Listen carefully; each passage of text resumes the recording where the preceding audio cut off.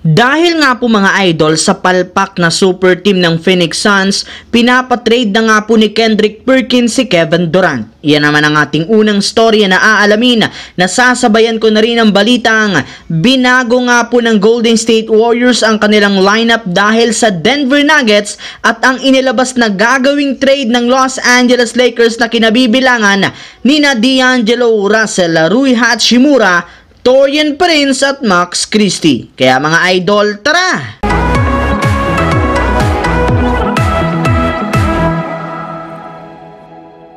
Sa kabila nga po mga idol ng pagkakaroon ng Phoenix Suns ng bagong super team ngayong season, wala pa rin naman ngang masyadong napapatunayan ang kanilang kasalukuyang lineup. Kaya di na nga nakapagtataka kung bakit sunod-sunod ang pambabatikos sa kanilang kupunan ng mga fans at maging mga analyst. Sinabi pa nga po ng NBA player na si Brandon Jennings na merong sumpa ang prangkisa ng Phoenix Suns na siyang rason bakit hindi sila nagkakampyon kahit man isang contender na ang kanilang kupunan. Maging ang NBA analyst na si Kendrick Perkins ni Real Talk, ang superstar ng Phoenix Suns na si Kevin Durant na oras na nga upang mag-request muli ito ng trade sa kanilang team sa lalong madaling panahon ngayong season since kailangan nga nito ng bagong kupunan na walang drama at problema. Well, bagamat man ang lineup ngayon ng Suns ay hindi rin naman sila tinatantanan ng injury na siyang pinaka-problema ng kanilang kupunan. Samantala, pumunta naman tayo sa ating pangalawang storya sa balitang binago nga daw po ng Golden State Warriors ang kanilang lineup dahil sa Denver Nuggets.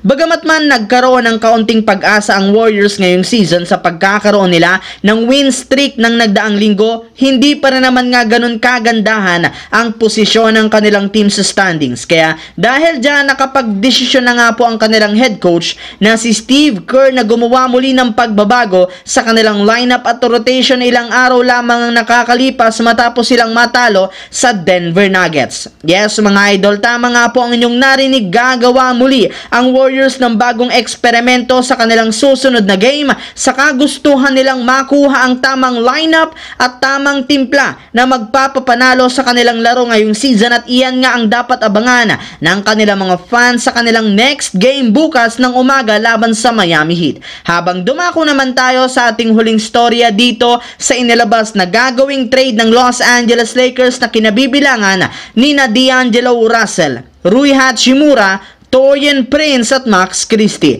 Since hindi pa rin naisasaayos ng Los Angeles Lakers ang problema sa kanilang kupunan, hindi na nga napipigilan pa ng ilan sa kanilang mga players ang magreklamo. Ayon nga po sa ibinulgar na balita ng Lakers Insider, majority sa kanilang mga malalaro naguguluhan kung ano ang tunay nilang role. Bukod dyan, hindi rin naman nga nila nagugustuhan ang ginagawang lineup at rotation ngayon ni Coach Darvin Ham. Kaya mukhang kailangan talaga ng Los Angeles Lakers na gumawa ng move o trade ngayong season sa lalong madaling panahon. At ayon nga sa pinakahuling inilabas na balita ng Heavy Sports, isa nga sa mga pinakamalaking trade na pwedeng gawin ng Los Angeles Lakers ay ang sinasabing pagguha nila kay Kevin Durant gamit ang kanilang mga players na sina D'Angelo Russell, Rui Hachimura, Taurean Prince, Max Christie at ang kanilang 2029-2030 future first round pick. Yes mga idol, gaya nga po ng sinabi ko sa inyo,